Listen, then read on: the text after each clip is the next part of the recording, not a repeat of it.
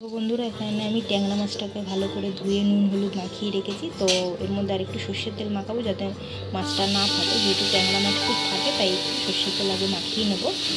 আর চলো আমি এই ট্যাংরা মাছের তেল ঝাল কীভাবে রান্না করি সেটাই তোমাদের সাথে আজকে শেয়ার করবো। তো ভিডিওটা কেউ স্কিপ করবে না, তো সাথে থাকো। চলো আমি কীভাবে করছি দেখতে থাকো।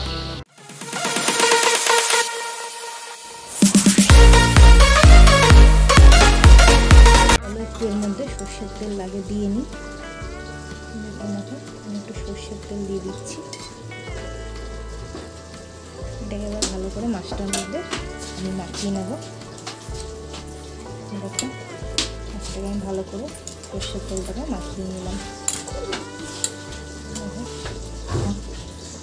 তো চলো মাখানো হয়ে গেছে, এবার আমি কড়াইয়ে তেল দিয়ে নিই। দেখো আমার তেলটা গরম হয়ে গেছে, তো এবার আমি একটা করে মাছ ছেড়ে দেবো। আমি গ্যাসটা আগে সিমে করে নেবো, কেননা খুব ছিটবে মাছ। আমি ঢাকা দিয়ে বাড়িয়ে মাছটাকে ভাজিয়ে নেব। গ্যাসটা সিমে করে মাছগুলো দেবো, তাহলে খুব একটা গায়ে ছিটবে না। আগে তেলটাকে বাড়িয়ে গরম করে নিয়ে তারপর সিমে করে নেবো মাছটা দেওয়ার সময়, নাহলে কিন্তু গায়ে খুব ছিটবে।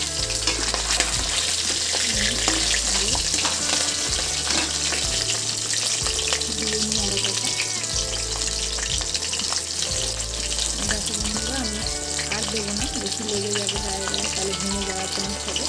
তো এবার আমি গ্যাসটাকে বাড়িয়ে দিয়ে আমি ঢাকা দিয়ে দেবো। আমি গ্যাসটাকে বাড়িয়ে দিয়ে আমি ঢাকা দিয়ে দিচ্ছি।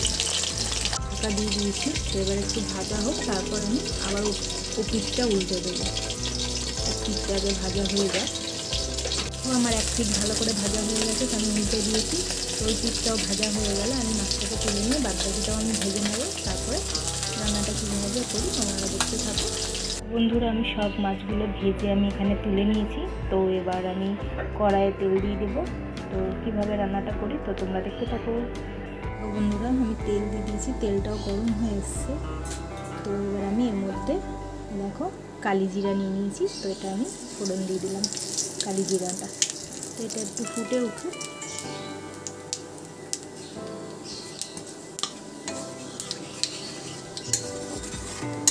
তারপরে এর মধ্যে আমি দেবো হচ্ছে কিছুটা আমি রসুন গ্রেট করে রেখেছি, সেই গ্রেট করা আমি রসুনটা দিয়ে দেবো। রসুনটা গ্রেট করা আমি দিয়ে দিলাম। রাস্তাটা একটু সিমে করে আমি বন্ধুরা এটাকে ভালো করে ভেজে নেব। খুব বেশিও ভাজবো না, হালকাই ভাজবো। তো গ্যাসটাকে সিমে করে রাখবো, তাতে রসুনটা পুড়ে যাবে। ভেজে নেব। রসুনের একটা সুন্দর ফ্লেভার আসবে। তো আমি রসুনটাকে ভেজে নিই।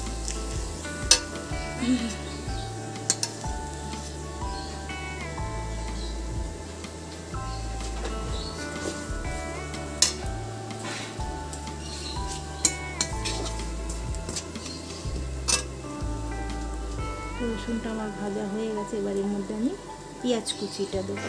তো এর মধ্যে আমি এবার পেঁয়াজ কুচিটা দিয়ে দিলাম।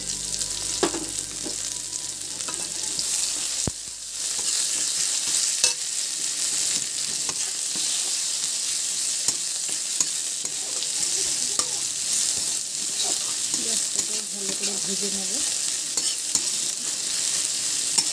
গ্যাসটা খুব বাড়াবো না, তাহলে পুড়ে যাবে। গ্যাসটা মিডিয়াম আঁচে রেখেই ভেজে নেব। ভাজা হয়ে পেঁয়াজটাও দেখো হালকা বাদামি রঙ হয়ে এসছে। তো এর মধ্যে আমি আলু কেটে রেখেছি, সেই আলুগুলো আমি দিয়ে দেবো।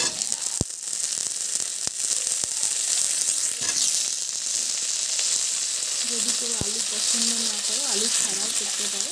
তো আমার তো ঘরে সবাই আলু না হলে চলে না, তো আলু দিয়েই আমি করছি। তোমরা আলু দিয়ে বা বেগুন দিয়েও করতে পারো। তারপরে আলুটাকে আমি ভালো করে ভেজে নিই।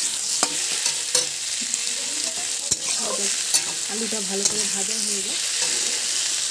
দেখো আলুটা আমার হালকা ভাজা হয়ে গেছে। তো এবার আমি এর মধ্যে সব মশলাগুলো এক এক করে দিয়ে নেব। তো প্রথমে আমি নুন দিয়ে দিচ্ছি।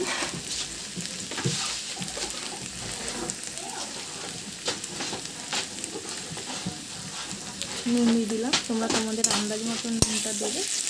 যে যেরকম কম বেশি খাও সেই বুঝে দেবে। আমি দিলাম একটু, কারণ যেহেতু টমেটো দেবো, তো টমেটো দিলে অনেক সময় নুনটা কমে যায়, টমেটোতে টকটায় নুনটা কেটে যায়, তাই জন্য একটু সামান্য আমি নুনটা বেশি দিয়েছি। তোমরা সেই বুঝে দেবে তোমাদের প্রয়োজন অনুযায়ী। এবার আমি এর মধ্যে হলুদ গুঁড়ো দিয়ে দেবো। হলুদ গুঁড়ো দিয়ে দিচ্ছি। গ্যাসটা কিন্তু সিমে রাখবে, গ্যাসটাকে বাড়াবে না। তো এই ছোটো চামচের আমি 3 চামচ হলুদ গুঁড়ো দিয়ে দিলাম। তো আমি ভালো করে এটা মিশিয়ে নেব।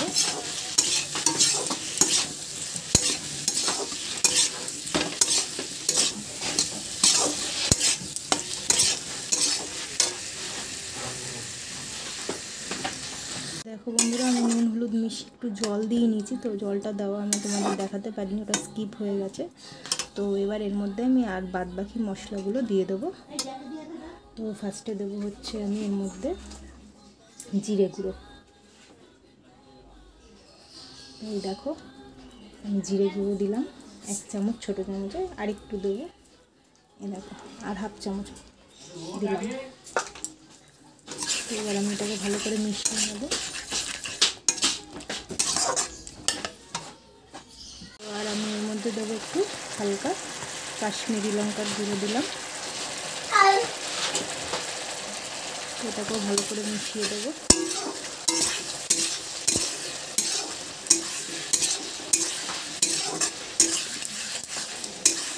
একসাথে ফোন ধরে করতে হয়, তো একটু অসুবিধা হয়, তোমরা একটু ম্যানেজ করে প্লিজ দেখে নেবে ভিডিওটা, কেউ স্কিপ করবে না। এর মধ্যে কটা পেঁড়া কাঁচা লঙ্কা দিয়ে দিলাম। তো যে যেরকম ঝাল পাও সেই হিসাবে দেবে লঙ্কা। আমি একটু ঝালটা বেশি পছন্দ করি, আমি একটু বেশি লঙ্কা খাই। তো এবার এটা ভালো করে কষে যাক। আর একটা জিনিস দেবো এর মধ্যে, সেটা হচ্ছে টমেটো কুচি। তার একটু কষে যাক, তারপর আমি এর মধ্যে টমেটো কুচিটা অ্যাড করবো। দেখো আমার অনেকটাই ভালো করে কষে এসছে। এবার এর মধ্যে আমি দেখো টমেটো কুচিটা আমি অ্যাড করে দিলাম। আর আমি 5-7 মিনিট খুব জোর কষাবো। কষিয়েই আমি জল দিয়ে দেবো। আলুও অনেকটা সেদ্ধ হয়ে এসছে। দেখো বন্ধুরা, একদম কষানো কমপ্লিট, তেলও ছেড়ে দিয়েছে। তো এবার আমি এর মধ্যে জল দিয়ে দেবো। তো এই দেখো আমি জল দিয়ে দিচ্ছি, খুব বেশি জল দেবো না, ব্যাস আর আমি জল দেবো না, এর মধ্যেই আলুটা সেদ্ধ হয়ে যাবে। এবার আমি গ্যাসটা খুব বেশি বাড়িয়ে না, গ্যাসটা মিডিয়াম হিটে রেখে আমি ঢাকা দিয়ে দেবো। তারপরে ঝোলটা ফুটে উঠলে আমি আলুগুলো বলছি মাছগুলো আমি দিয়ে দেবো। তো চলো এবার আমি ঢাকা দিয়ে দিই।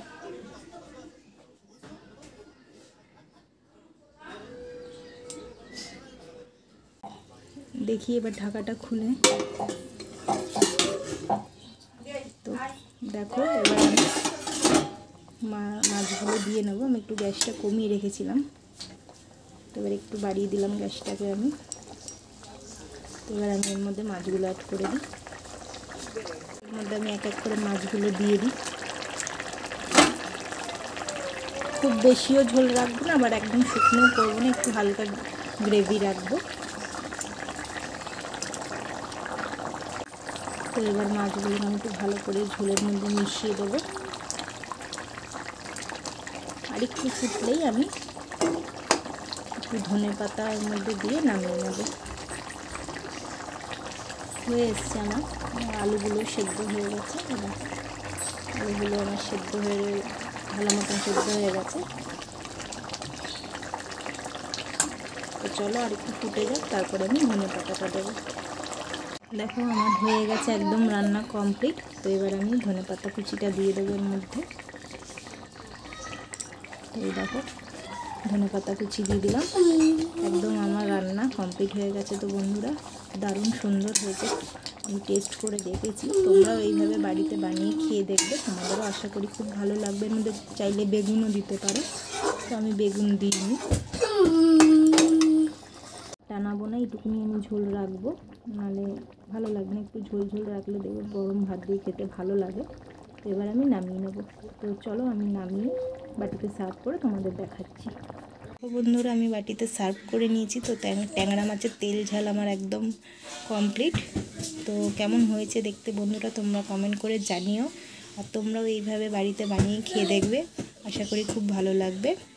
তো চলো আজকের মতন টাটা, সবাই ভালো থেকো, সুস্থ থেকো। আবার অন্য কোনো নতুন ভিডিও নিয়ে আবার তোমাদের সাথে খুব শিগগিরই দেখা হবে। তো চলো টাটা।